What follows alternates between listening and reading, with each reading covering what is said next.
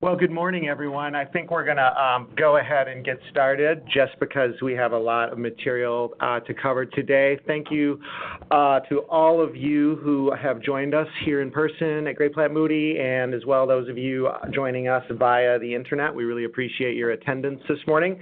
My name is Jesse Berg, and I'm in the healthcare group at Great Platte Moody, and with me to my left, I have Julia Ryland, who is also in the healthcare group, along with Greg Mertz and Susan Gertner, who are in our litigation group.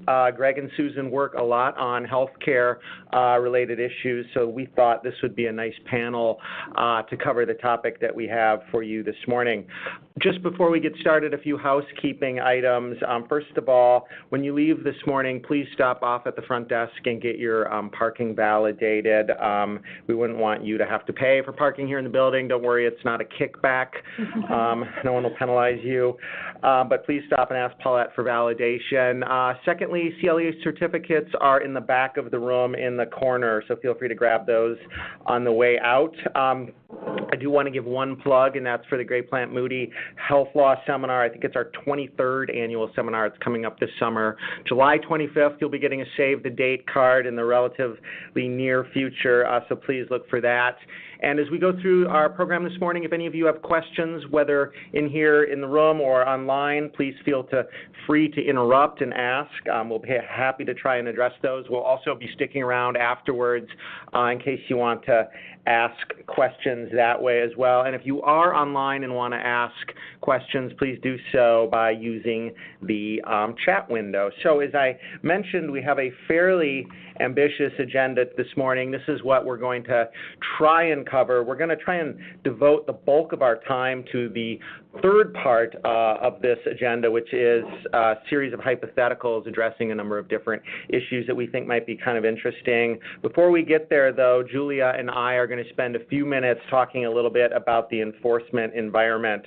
And so where are we these days in enforcement? The first several slides that I have for you kind of go through a number of the different agencies that are out there that have enforcement authority. I'm not going to spend a ton of time talking about those agencies, just going to mention a few facts that might be kind of interesting to you. One of the big trends in enforcement that we've seen over the past few years is this push for program integrity.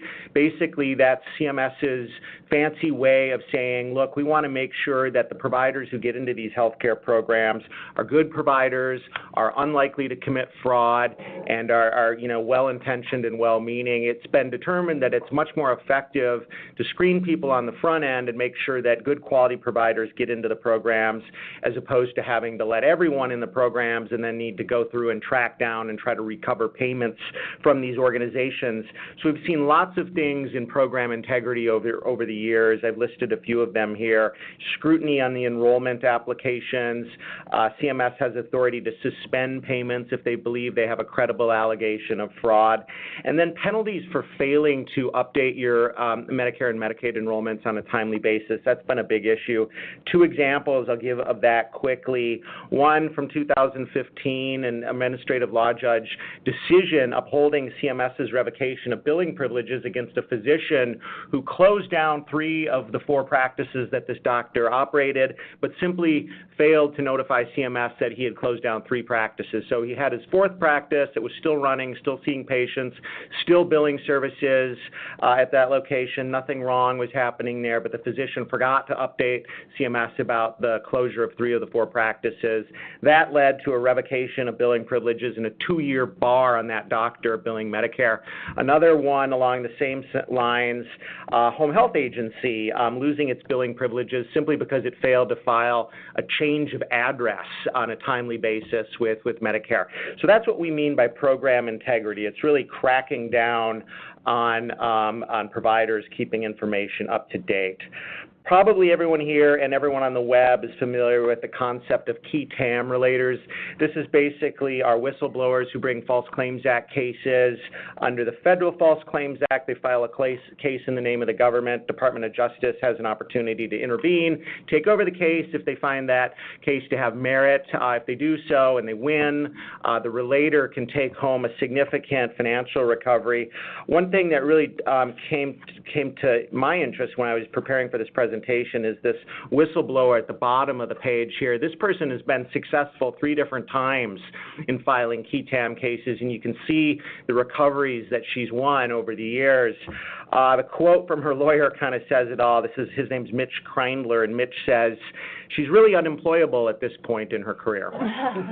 But it looks like she might not need a job after that kind of success. A few other examples of players. One of the big trends we've seen in enforcement is this effort by healthcare enforcement agencies to cooperate, to talk to each other. I think historically it was seen that, these agencies have a lot of information and have a lot of people who are pursuing the same kinds of goals, but they're not necessarily working together.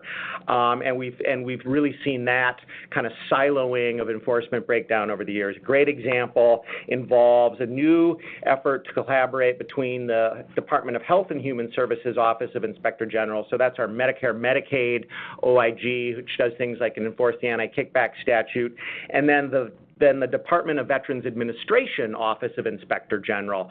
So anyone who's ever dealt with the VA healthcare programs before probably knows they're, probably more complex than Medicare, which is really saying something. And for many years, the VA has had its own OIG that kind of focused on VA-specific initiatives, but didn't really work collaboratively with HHS's OIG. That's changing. Those two enforcement bodies are now going to work together, pursue the same kinds of goals.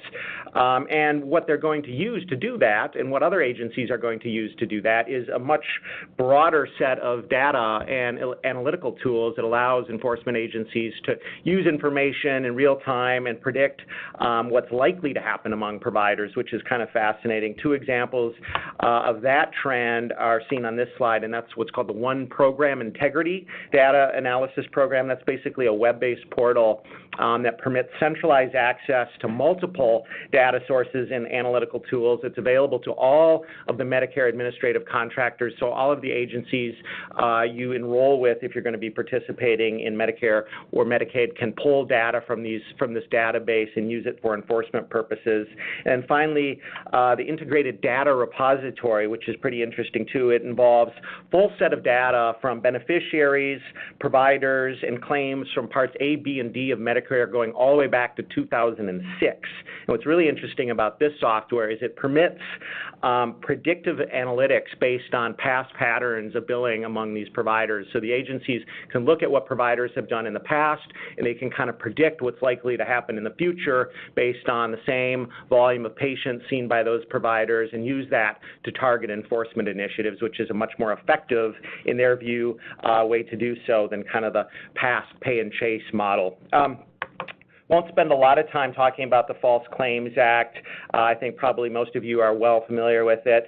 This slide lists a couple of the hot theories for the False Claims Act that have been interesting over the years. One that we'll talk a little bit in the hypotheticals is this concept of reverse false claims or overpayments. That's basically where you have a party that's received revenue from Medicare or Medicaid to which they don't have a right, and sort of what their duty is to look into that issue and to potentially report and return those overpayments within a relevant, pretty short period of time, and the failure to do so being actionable under the False Claims Act. This slide we're going to really focus on in the hypotheticals, so I won't spend time with it here. It's essentially just a high-level overview of some of the tools that regulators at the federal and state level can use, and we'll spend a little bit of time talking about those later. OIG exclusion has always been a daunting issue for providers and for people who work in healthcare generally. Basically, the idea here is that for many years, there was a perception among enforcement agencies that individuals could get away with fraud far too easily. And the reason for that view was because there was really no prohibition against a person setting up a company, billing Medicare, billing Medicaid, earning a ton of money from those claims, potentially doing so fraudulently, shutting that company down. The regulatory agencies would investigate, they would punish the company, but they wouldn't really do much against the individual at issue. So that person didn't really have any disincentive to go and simply start a new business and do the same thing in the future. OIG got wind of that and decided, what's a tool that we can use to crack down on that kind of behavior, and the tool they've come up with is their exclusion authority. This slide gives you a little bit of statistical data in terms of the number of exclusions that have happened over the years. The thing I'll mention really is that the scope of potential exclusion authority, so the reasons OIG can exclude individuals from Medicare and Medicaid in the future, is extremely broad. There are dozens of reasons for it, and a couple of those reasons will probably catch you unaware a little bit. One is filing false or misleading information on your enrollment form. So if your enrollment records aren't kept up to date, that can be a basis for exclusion, permissive exclusion by the OIG, which means it's not mandatory. They get to decide if they want to do it. And then secondly, any effort to obstruct or interfere with an investigation or an audit. So if anyone sort of stands in the way, tries to mislead the agencies and prevent them from getting the information they're trying to get, that can lead to a potential exclusion as well. Why does exclusion matter? It matters because if you are excluded, you really can't receive direct or indirect payments under any of these federal health care programs at all, and it can last for a very long time, the exclusion period. The average length of exclusion has increased from 8 years back in 2013. It's now up to 12 years in 2018. So what do organizations do when they have problems? Well, this slide is just a little bit of detail about how folks have handled what they call self-disclosure. So when you've discovered a problem internally and you're not really sure what to do about it, there are some routes to redress. Two of them are listed here on this slide. One is the Office of Inspector General Self-Disclosure Protocol, and then the other one is for violations of the Stark Law Self-Referral Disclosure Protocol. And this basically just gives you a little bit of detail about the number of disclosures people have made and then the financial penalties they've incurred as a result of those disclosures. And the takeaway really is, people when they go into this, they do so because they say, if I go to the government with a problem and I confess, kind of throw myself on their mercy, hopefully I will get a smaller penalty than I would if they figured out about it on their own. So with that, I'll turn it over to Julia to talk a little bit more about statistics. So part of the reason we all wanted to do this talk today is we're noticing the statistics are just really shocking. So, there's a lot of enforcement going on. The actions continue to increase, and it's no longer the case, and unfortunately so, that ethical organizations who really try hard to make sure that they're following the laws and doing what they need to do, it's no longer the case that that's enough. We're seeing a lot of increase in technical violations of things that organizations are really striving to achieve but maybe just falling short. Those actions are still being pursued. So we wanted to spend just a little bit of time talking about setting the scene so that you know what some of the risk is in this area. And one of the really big risks, unfortunately, is the penalty amounts themselves are just increasing. This time last year, around February, there were dramatic increases to the amounts of penalties for civil monetary penalty laws, and this law covers a wide variety of conduct. It can include things like false and fraudulent claims, if you're contracting with an excluded individual, kickback schemes. All of those things can result in civil monetary penalties. And for a lot of these this time last year, we saw that the amounts were doubled. And so this very first one shows that the amounts for fraudulent claims, contracting with excluded individuals, those went from $10,000 to $20,000. The kickback arrangement penalty amounts went from $50,000 to $100,000. So that alone is dramatic. And what we're noticing is that, of course, as the penalty amounts increase, as does the government's incentive to pursue these types of actions. And so we're seeing that the increased amount of just technical violations are going up. We're also continuing to see a lot of qui tam enforcement-related actions, and so that's a really big one because, of course, they can recover an amount of the total penalty. So as the penalty amounts go up, as does the incentive for qui tam relators. In 2017, we have data specifically. 2018, we have a little bit, but it should be coming out here soon. So just to highlight, there were 967 new criminal health care fraud cases from the DOJ in 2017 compared to 948 civil cases. The OIG was right around there. We had 788 criminal actions that resulted that were related to Medicare and Medicaid on the OIG side, and 818 civil. The exclusion was over 3,000 individuals in 2017 were excluded. The monetary amounts were huge. The federal government negotiated around $2.4 billion in fraud judgments in 2017. If you take this and include those that were recovered that started in 2016, you have $2.6 billion that were ultimately recouped. And this marks the 8th consecutive year where the government had more than $2 billion in recoveries. So it's just astronomical. And one really important thing to note is the implications of the Yates memo. This marked a change in DOJ policy where there's this thing called the cooperation credit for corporations. So the idea is if you have an investigation, you're working with the DOJ or the OIG, and you do your best to cooperate with the investigation. The idea is that by cooperating, you could get a credit, a reduction in penalties ultimately.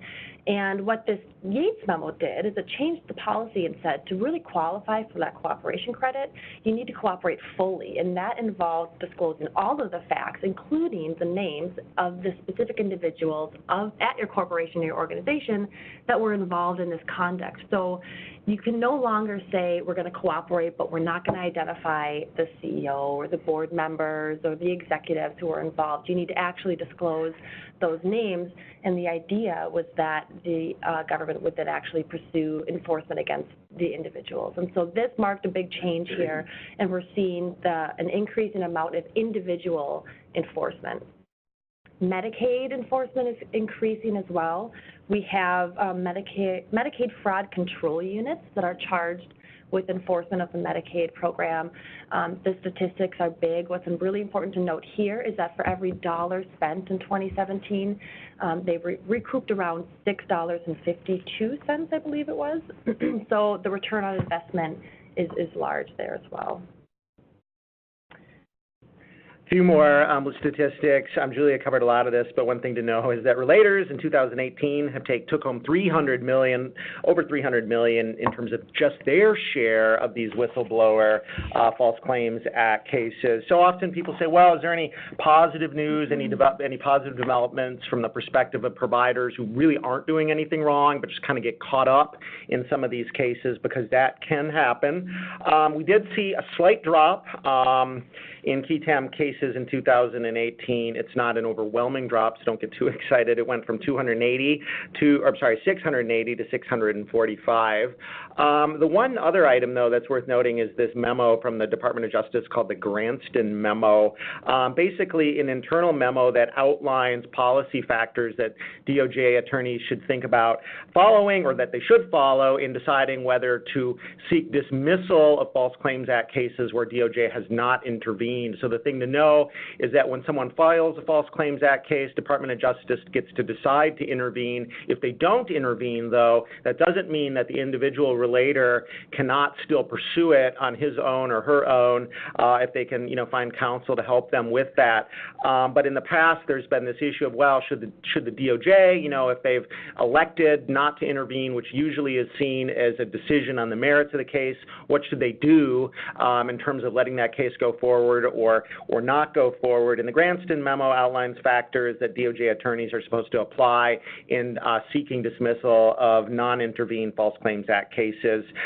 People are wondering, is this really having an effect? It came out in 2018. 2018 was the first year that it was actually in effect. One thing that we did notice was that there was a significant increase over previous years in terms of motions to dismiss these non-intervened False Claims Act cases. But the potential caveat to that is 11 of the 16 cases where DOJ sought dismissal turned out to be filed by the same relator. It involved copycat False Claims Act cases. So it's a little too early to tell, I think, whether we're going to see a lot with the Granston Memo. And so what about criminal enforcement? So the scary thing about healthcare enforcement is there are criminal penalties, and so it's not just always about the dollar signs or the financial ramifications. You really can go to jail if you violate some of these laws. What we're seeing here is that the OIG and the DOJ actually focus on the indictment and the conviction rates, and so they're thinking about ways that they can use data to measure their success and their efforts in enforcement. And one of the things that they're using are their indictment and their conviction rates, and so they actually look at the number of open cases that they have compared to those that were successfully indicted and convicted. And so that's something to think about when they're considering when you're working with these agencies, it's not just about cooperating and then necessarily trying to come to some mutual successful, what your organization may conclude to be successful. It's really, in a lot of ways, ultimately about getting recoupments and having these criminal convictions here. In 2018, the focus does still continue to be on bad actors. We're noticing a crackdown in medical transportation. The important thing to note here is we're seeing a lot of cooperation across agencies, and so this first example that we've included had cooperation and involvement from the DOJ, the State Attorney General, Medicaid Fraud Control Units, other state agencies. It really ran the gamut of all the agencies, and they're sharing information and they're working together. And so just because you find yourselves working with one agency doesn't mean that you're only going to be working with them. There often is involvement across the board here. So the takeaway before we turn it to the hypotheticals is really just that the risk is large here and it's real. We're seeing a lot of enforcement happening, civil and criminal penalties. There's a big focus continuing to be on PCA and home health, and so that area in itself, it remains a really big risk. On the state level, the Minnesota Department of Health continues to ramp up their enforcement efforts, and so we're seeing it not just on the federal stage, but also on the state level. And we're going to spend the rest of our time talking about hypotheticals. I'm going to turn it over to Greg. So we see in the media all the time reports of these gigantic fraudulent schemes, and I think the mistake that people in the healthcare industry sometimes make is those are problems that other people have. Those aren't problems that I have to worry about. What we want to do today is to kind of present some hypotheticals. All of these are based on cases that we've handled in the past couple years, and they're intended to reflect the various uses of the investigative tools that the government has available. So turning to the first hypothetical. You are the executive director of HomeWays, a company that provides home health care services for elderly clients, including numerous Medicare beneficiaries. You've received an anonymous letter that alleges that several of HomeWays employees have falsified documents to make it appear that they have completed more client visits than has been actually the case. Based on the content of the letter, you believe that the anonymous source is in fact an employee who was recently put on a 2-week unpaid leave because the employee was witnessed having abused a client, and the employee, you believe the employee wrote this letter to retaliate against HomeWays. The letter says that if HomeWays does not fire the employed case managers, the author will publish an article on his or her blog identifying some of HomeWays' patients so that they can protect themselves because HomeWay won't. And so this is a case that doesn't really arise as the result directly of a governmental enforcement action, but obviously has a lot of implications for potential governmental enforcement actions. Here, the allegation is, at least raises the possibility that there's been some overpayment, the Reverse False Claims Act example that Jesse referred to in his comments.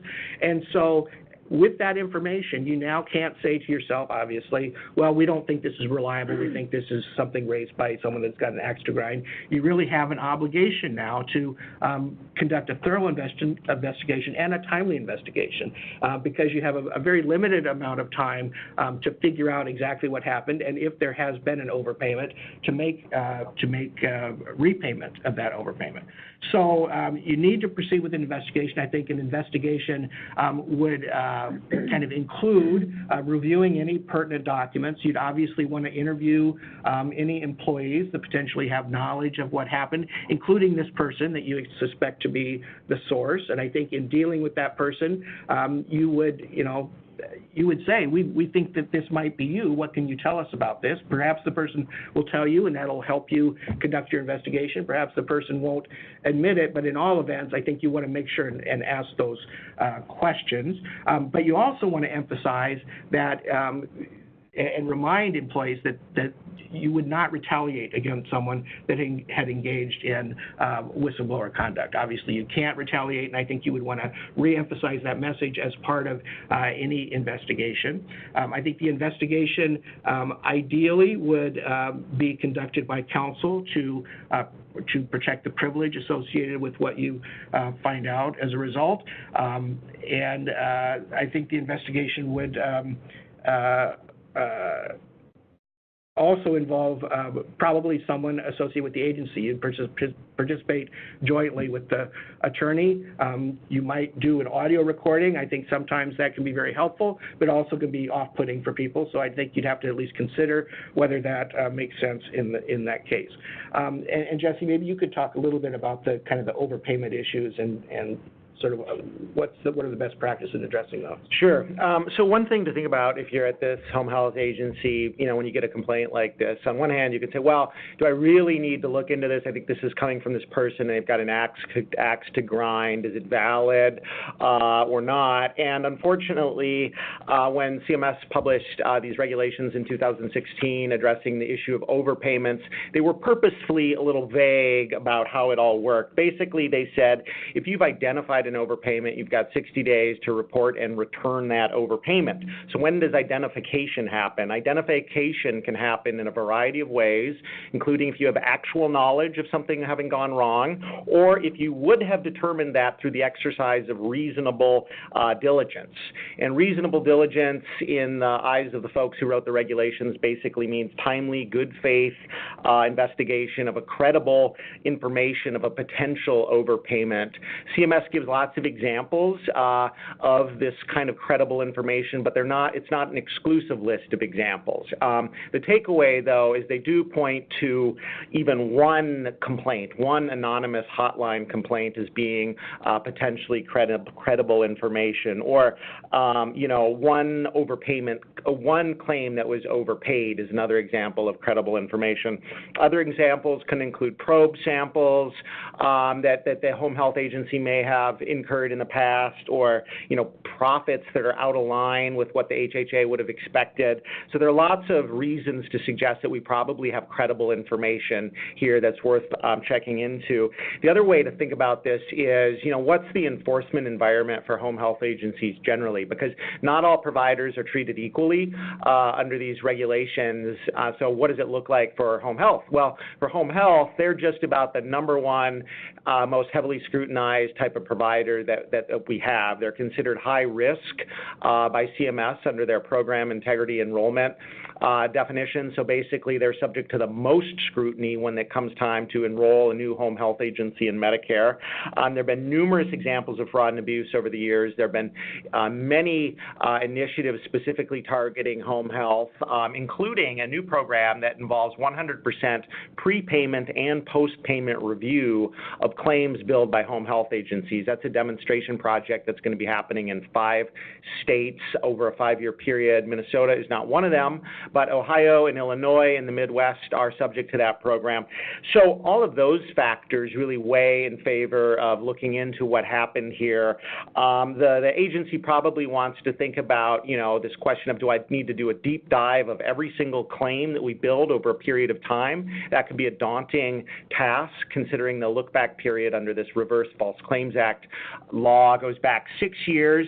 Probably you wouldn't have to start there. You'd probably start with a smaller sampling of claims billed by the home health agency and really focused on the specific allegation that the person raised in this complaint, and that has to do with documentation of the services that they say were not maintained in the record.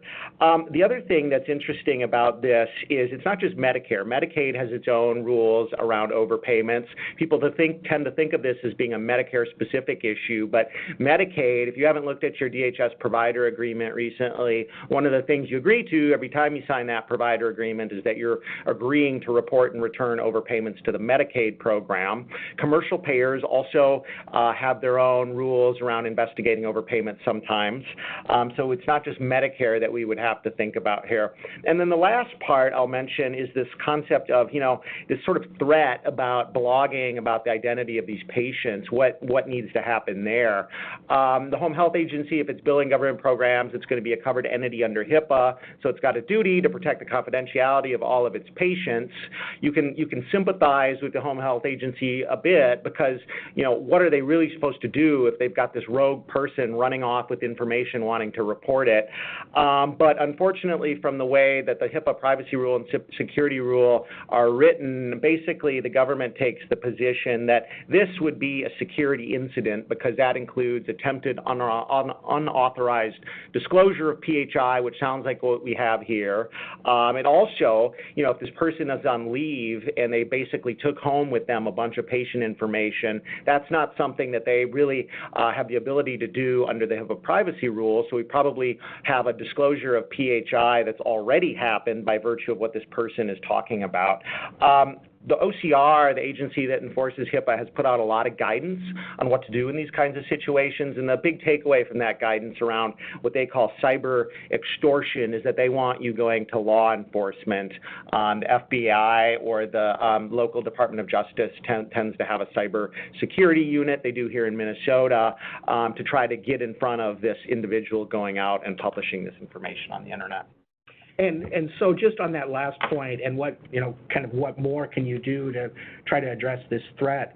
As part of your investigation or interview of these employees, I think it'd be very important to remind the employees of their confidentiality obligations and remind them as well of the significant potential adverse consequences for them if they were to violate those obligations, and in that way hopefully discourage them from acting to disclose confidential information.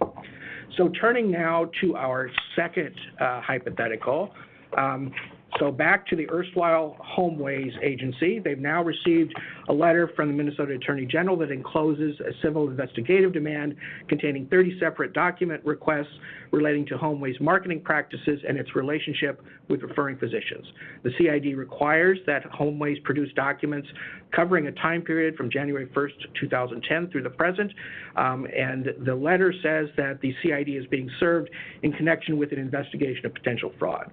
The civil investigative demand states that all documents responsive to the demand are to be produced within 15 days of the receipt of the demand, and also requests that that Homeways designate a representative to be informally interviewed by an assistant attorney general regarding the documents to be produced. Under Minnesota law, the Attorney General has very expansive investigative authority. The Attorney General is specifically authorized to issue interrogatories, document requests, take testimony under oath, and all the Attorney General really needs to do is have some reason to believe that there's been some violation of the law relating to unfair business practices, and the CID has to specify the nature of the violation, but it doesn't have to be terribly specific. And so the AG has extensive investigative authority. The CID is probably the most common way of the Attorney General initiating an investigation. The CID is not itself a court order, but you can be assured that if you don't respond or don't respond in a way that the Attorney General is satisfied with, you can expect that the Attorney General will go to court to enforce their request for information. I think in responding to these CIDs, what I kind of try to think of as a theme is cautious cooperation. There's nothing that gets an agency, the Attorney General, more excited about something than to tell them they can't have it. And so if you are kind of aggressive in trying to respond to that CID and pushing back, you can expect that that will probably cause the Attorney General to be even more aggressive in their efforts to enforce this CID. And so what you want to do is, evaluate the landscape. You want to kind of do some issue spotting, figure out kind of where things might lead. I think, an attorney, it's sometimes the case that people can respond to these CIDs on their own, but I think in almost every instance, having outside counsel to represent you in connection with responding to a CID can be very, very advantageous. They can help you kind of perhaps narrow the scope. A lot of times these requests are extremely broad because the Attorney General doesn't know what they don't know. And as a result of that, they kind of issue extremely broad requests, but through some discussion and negotiation, it's often possible to kind of narrow the focus and get a better understanding of what it is that they are truly looking for. You should, as soon as you receive a CID, and this is true for any kind of request for information that suggests that there may be a problem, is you need to immediately suspend any automatic document destruction policies that you have. You need to make sure that you're taking appropriate action to preserve any potentially responsive documents. And again, that's something that outside counsel can provide a very valuable assistance in doing. Another issue that often arises in the context of responding to a government request for for information is confidentiality issues. While the investigation is pending, the information will be exempt from the Data Practices Act, but after the investigation is completed, that information then becomes public data, except in some specific exceptions, for example, relating to private information of individuals. But if you are concerned that the information that you're providing in response to a CID will, for example, you're producing confidential business information, that's something you can try to address on the front end as part of your negotiation with the Attorney General about how documents will be produced. And so one of the things you always have to think about in responding to a CID is, once this investigation is over, who's going to have access to this information, and does that itself raise any concerns?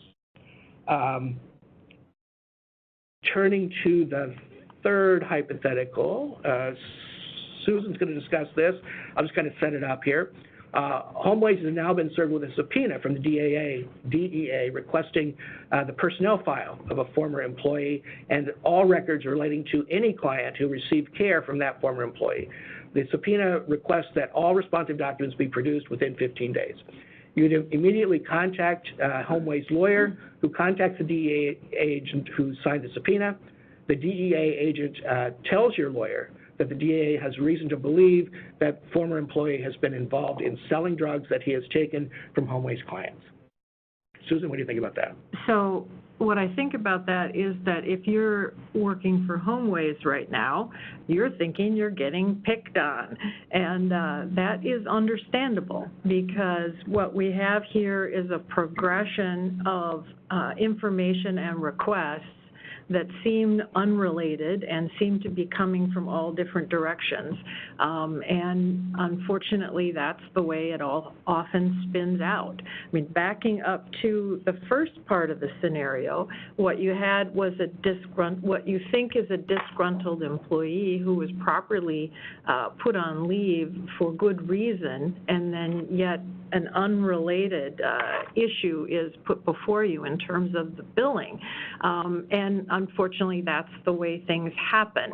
If a disgruntled employee is, in fact, the source of this anonymous letter about one issue, you can bet that as soon as he or she puts down the pen writing the letter, they're picking up the phone and calling law enforcement with some kind of claim.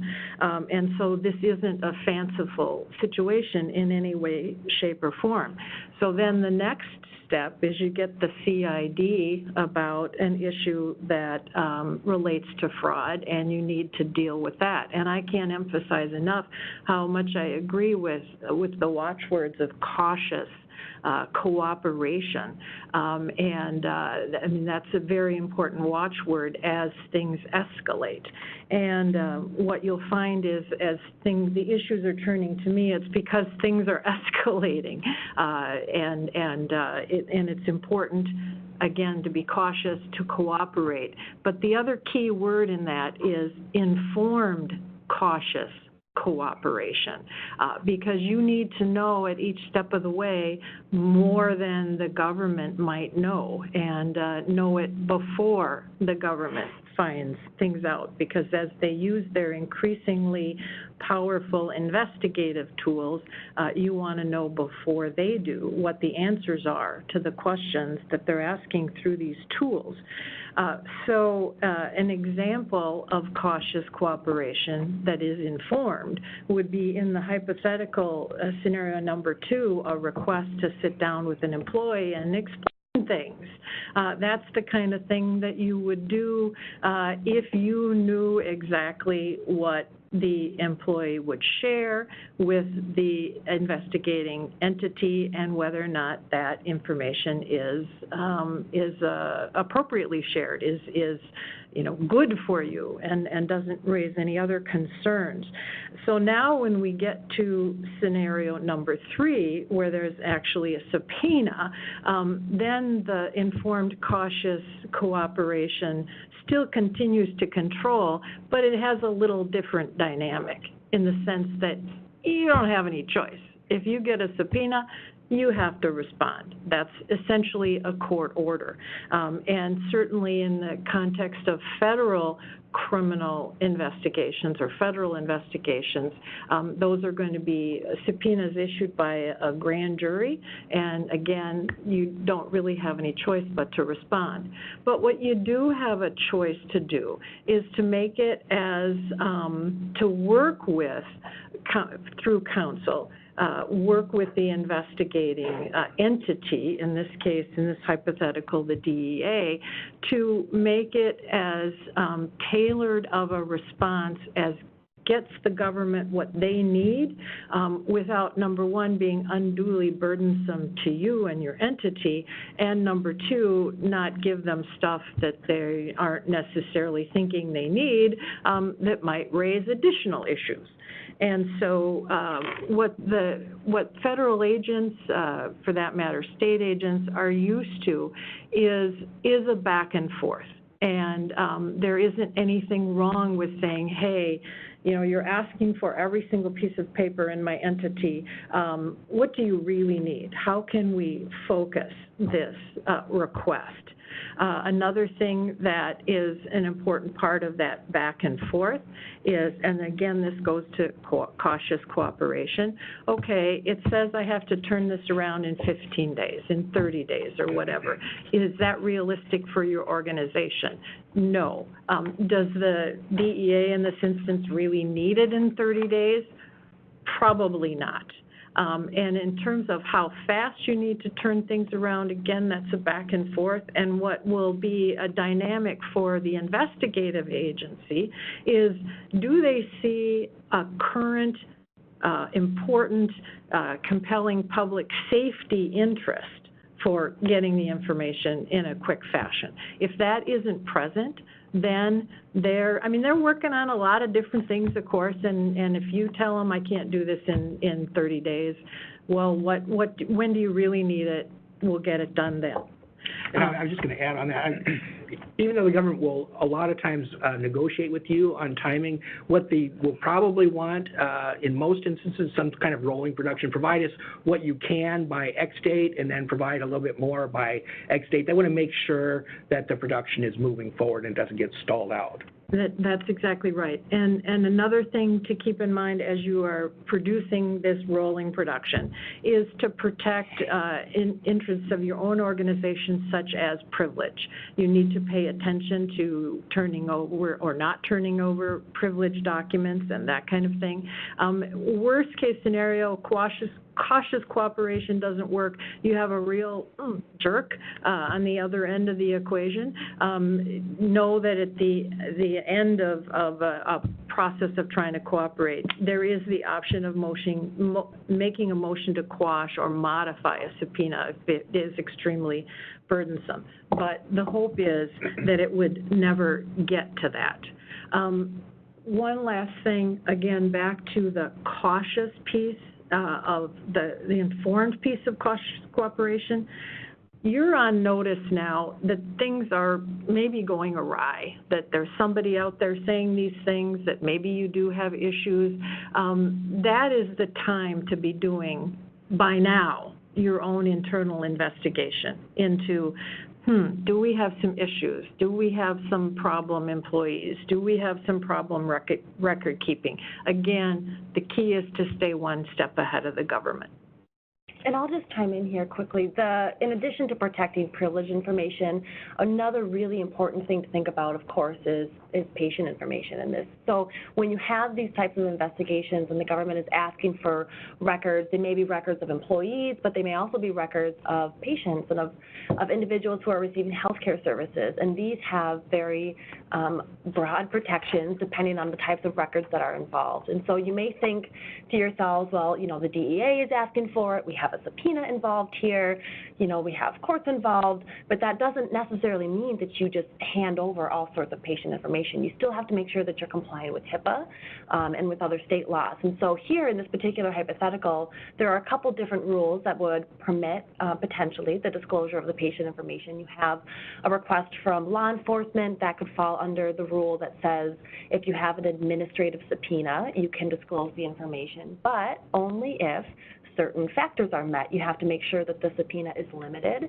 and specific, asks for relevant information, and importantly, that the information can't be de-identified, or that information wouldn't be useful in this context. Because if that's true, if the information could be de-identified and still serve the purpose of the subpoena or the investigation, then that is the route that should be followed. If we're talking about, you know, a judicial proceeding, there's a different rule that may apply that may permit the disclosure. If there was a crime on the premises, which is kind of, you know, potentially applicable here, that rule could apply. The takeaway, though, is that you still have to fall within one of these permitted disclosures under HIPAA. You should also think about state law. The Minnesota Health Records Act applies in this context, and a lot of times what we see is that the rule that applies is you can disclose if it's authorized by law, and oftentimes that means you still need consent in these types of investigations. And that generally works out by when the patient signs the consent form initially, they would permit to this type of disclosure, but it's something you should think about. And the final thing is if there's drug or alcohol abuse records involved, the protections are even greater. And so a subpoena in that case is not enough. If you have a court order with substance use disorder records, you're permitted to disclose, but you're not required. To be actually required and obligated to disclose drug records, you need both a subpoena and a court order. And so you're not only thinking about the types of records and the content of those records, but you're thinking about the actual factual situation to see what exception this would fall within. And I've had instances where the initial subpoena was just incredibly broad, and I was able, through the back and forth that Susan was talking about, to negotiate a more limited scope of the subpoena, and then the agency actually reissued their subpoena. So that provided the protection for the confidentiality that we've been talking about. So turning to the second part of this hypothetical, you're now reviewing the employment files that are to be provided, and you realize that the former employee at issue never went through HomeWay's employee onboarding process, which includes things like OIG exclusion searches. When you ask the HomeWay's compliance leader about this individual, he tells you, well, we always had some concerns about his record keeping and documentation, but I never got a chance to look into it. It doesn't matter anymore now because he doesn't work anymore, and this DEA stuff doesn't have to do with Medicare. And Jesse, I know that you had some comments about this particular kind of wrinkle in the problem. Sure. Yeah, I mean, I think that, you know, when any time you're bringing on an individual, there's this issue of, well, what kind of checking do we need to do? And OIG has a process for that. And actually, one of the interesting things about the Medicaid provider agreement is that when you sign that provider agreement, you are telling the Minnesota Department of Human Services that you are doing exclusion checks every month. And that may not be something that providers are actually doing.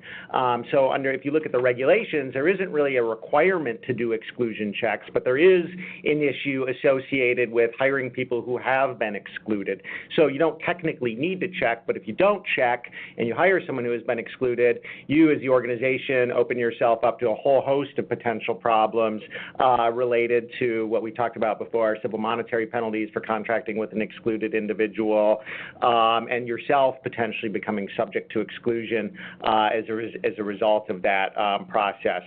And, you know, Julia, do you have anything else you want to add on that one? Yeah, you know, so in addition to the exclusion, it's oftentimes good when you have this sorts of investigation to think about whether other areas, because as Susan and Greg have mentioned, they often spiral out of control, right? So you start with one issue, but then they start digging into other issues. So it's a good time to revisit documentation in general to see if the actual services that were provided were documented properly, because if the individual was excluded, then they weren't allowed to bill for those services that were provided, and that can result in an overpayment issue.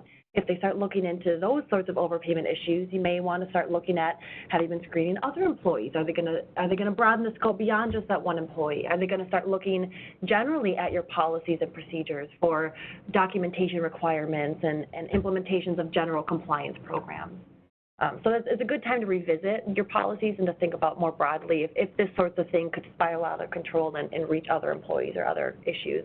And also remembering, you know, this idea that, well, DEA doesn't really have anything to do with Medicare. That's not, you know, OIG, CMS are never going to go along with that. It absolutely has everything to do with Medicare. So that's not really our get-out-of-jail-free card. And if that's a compliance program in place at HomeWays, they need to think about revising that. So we're going to turn now to what I think is probably the scariest investigation situation. It's the subpoena. So you get to work at HomeWays, and there are FBI agents waiting for you when you arrive. The agent in charge hands you a search warrant relating to assistance that HomeWays employees have provided to HomeWays clients related to prescription opioids. So this sounds pretty bad, right, Susan? This is your worst day, I'm guessing. It's the classic example of the informed, cautious cooperation, not getting the job done. Something has gone awry, and this is the worst case scenario, of course. And I just want to back up a moment to the previous scenario and talk about, from a law enforcement perspective, how do you end up moving along this continuum? I mean, obviously, the government holds all the cards in terms of the ability to make your life miserable. The enforcement tools, the responses, and if you're, for example, getting a huge civil monetary penalty for doing something that you shouldn't have, the fact that you didn't end up with a search warrant and going to jail is small comfort in the sense that there a substantial civil kind of action against you, that where the undercurrent is, if not fraud, improper record keeping or not paying attention kind of thing. There's a lot of things that go into how far along the continuum you end up in terms of the government's response. And some of the things that go into that in terms of the how far the government will go to enforce has to do with how are you reacting to information as you gather it. First of all, are you doing that internal investigation once you get a CID? If you find different problems, are you addressing them? Are you dealing with employees that maybe shouldn't be on your payroll anymore? Or to the contrary, are you retaliating against employees that you shouldn't? And then in the next step, okay, now you know you have possibly a drug diversion issue. What are you doing about it? Are you putting compliance measures into place that you should have had before, but at least now you know you have an issue and you're doing something about it? Are you following through with notice, say, to vulnerable adult issues in terms of whether or not their drugs were diverted and all those things? I mean, there's a myriad of issues that, and Greg mentioned issue spotting before, that if you become aware of them, you need to address them so that the government knows you're a responsible player. So in the scenario, though, that we're addressing now, the wheels have fallen off the bus, and you come to the office and find out there's a search warrant being executed. My guess is if I asked you to raise your hand if you've ever been in this scenario, no one would raise their hand because, number one, it hasn't happened to you, or you don't really want to talk about it. Now, you at home in the webinar, you can raise your hand in the privacy of your office or whatever. But the fact of the matter is that it doesn't happen very much. But the problem is it does happen. And it's very difficult to be prepared for it because it's something that, number one, doesn't happen a lot. And when it does, you don't expect that it would have happened to you. So there are all kinds of ways to be prepared for this scenario so that it goes as well as can possibly be expected. And we have done hour-plus long seminars on what to do if the FBI is on your doorstep when you arrive at work today. In fact, we even have a little trifold with the 10 most important things to think about if there's a search warrant. But chances are none of you are going to take these home, and if you do, you're going to throw them away because this isn't going to happen. So I think that the number one thing, if the untenable, if the impossible happens, is to have in advance at least think about some key things, the key people that you're going to need to turn to when you get to work that day. The number one person that needs to be, if possible, prepared for this kind of situation is your receptionist. I know that, or someone who is essentially the entryway to your organization, needs to know to pick up the phone and call the lawyer, or pick up the phone and call the CEO, or pick up the phone and call someone who can become in charge of how to react to this situation. Another piece of very important information, another very critical component of this is going to be your IT people. Because, you know, you're going to have the FBI, if they're there, walking out with boxes of documents, or more likely in this day and age, your computers. And how are you going to keep the lights on and keep functioning? That's the kind of thing that if you do nothing else, think about that piece ahead of time. How can we make sure that someone knows enough to make copies of any documents that are being taken away, or make copies of the computer contents before they're taken away, so that you can keep your business going. The third thing to really think about is how can you have an organized response vis-a-vis your employees? Because what they will do, what the agents will do, whether they're federal or state, is they'll swarm in, and then best practice is you send all your non-essential employees home, but they go reach them at home, or they go contact them while they're still at the office.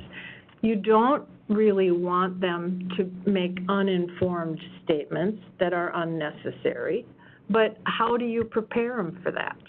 These are the kinds of things that to think about in terms of overall business organization, overall business practice. Can you put some basic information into there to prepare key people for the unimaginable occasion? The last thing I would say about this is the most important call to make, too, is to counsel. Because there's so much that can go right and there's so much that can go wrong as this worst case scenario is playing out. And people with experience, counsel with experience in managing a search warrant and the execution of that search warrant are going to be your best ally in terms of not having unintended consequences for the search warrant process as it plays out. So to kind of wrap this up, I want to leave you with some things that you actually can do to be prepared, even though you think that none of this is ever going to happen, even though you hope none of this is ever going to happen. Preparation is be prepared. That's what the Boy Scouts said. So that you want to make sure you have identified a point person that any request from the government will go through, and you also want to make sure you have a backup point person in case that person happens to be out that day or on vacation. That person would then be educated about exactly what they need to do in a range of potential scenarios. It's, I think, useful to identify legal counsel as a resource that you can reach out to. A CID is typically going to be on a really short fuse, but a search warrant is going to be on like an instantaneous fuse. And so you don't at that point want to have to be thinking about, well, I wonder who a good lawyer would be to represent our organization. So if you haven't already given some thought to legal counsel to represent you in these kinds of situations, probably worthwhile to do so. It's important, I think, to make sure that you have a thorough understanding of your own documentation policies with respect to how things are documented, how records are maintained, all of your document retention policies and issues, and making sure that those are working in the way that they should. I think there can be great value, if you all don't already do this, in providing your employees with some what I call compliance training, which would include a lot of things. It would include things like re-emphasizing the company's position with respect to reporting wrongdoing, that reporting is encouraged and the company does not retaliate. I think it's important for employees to understand what are their rights in the event that someone comes up and starts asking them questions, someone from the government starts asking them questions about what they do at work all day. What are the employees' rights in responding or not responding to those kinds of inquiries? I think helping employees to understand things like smart writing and conscientious use of email, if that's not something you're already educating your employees about, it's something that you probably should think about, because people write down things in a way that if they just thought about it a little bit they maybe wouldn't have said it exactly that way. And helping employees understand that, I think it can be very useful. And then also educating employees a little bit about the attorney-client privilege and what does that mean. And so that kind of training, I think, can be very useful. It's useful when the employee kind of commences his or her employment, and I think it's useful kind of on a regular basis to make sure that people are kind of thinking about these issues. And then finally, you should review your insurance coverage. There is at least some kinds of insurance coverage depending on the nature of the specific issue that has arisen and kind of whether it constitutes a claim under the particular language of the insurance company, but insurance policy. But obviously, that insurance policy will help you pay for defense and outside counsel, and so maybe something you want to be considering. So I don't know if folks have any other kind of wrap-up points they wanted to make. Well, does anyone have questions? We'd be happy. We got 15 seconds. Yeah. I spoke to where they talk about they want to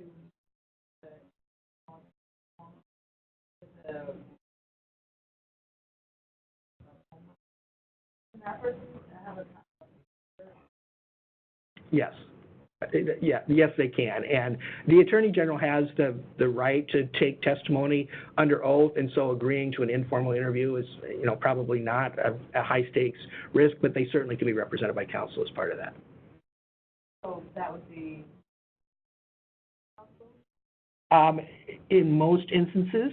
Now, the employee, kind of depending on kind of the circumstances, would also have a right to their own counsel. And I can imagine a situation where if the employee has their own counsel, perhaps the government wouldn't allow the business counsel to be involved, and so that might be the subject of some amount of negotiation. I think in most instances, the employee, their interests are going to be aligned with the employer, but that's something you obviously do have to think about. So. And an important piece of that is the Attorney General's office or any law enforcement agency does not have a right to talk to anybody unless there's a grand jury subpoena or a trial subpoena or something of that nature. And so it would be an unusual circumstance where that I would advise people to go forward with that, and it would have to be a very prepared employee with counsel present. And so not only does the law enforcement have no right to interview someone can say, no, I don't want to be interviewed, but if they are going to be interviewed, and this is true across the board in this scenario, from the CID right on to the search warrant, the employee has a right not to be interviewed, the employee has the right to be interviewed, and if the employee is willing to be interviewed, they can set the terms, and one of the most important terms, of course, is that counsel be present. Great, thanks. Anyone else? Okay, well, thank you all. Oh. We have one more Okay. question on the webinar. Okay. Someone asked if they could get a trifold document that you referenced. We'll check. we'll check on that and see if that's something that we can send out. Yeah, certainly if the webinar person wants to identify themselves, we'll send that to you. And there's a few of them available back by the CLE certificate, which I guess is a good way to remind you to pick up the CLE certificate. All right. Well, thanks, everyone, for coming down this morning and joining us on the Internet. We really appreciate your attendance. We'll all stick around in case any of you want to talk afterwards. We appreciate it. Have a great day.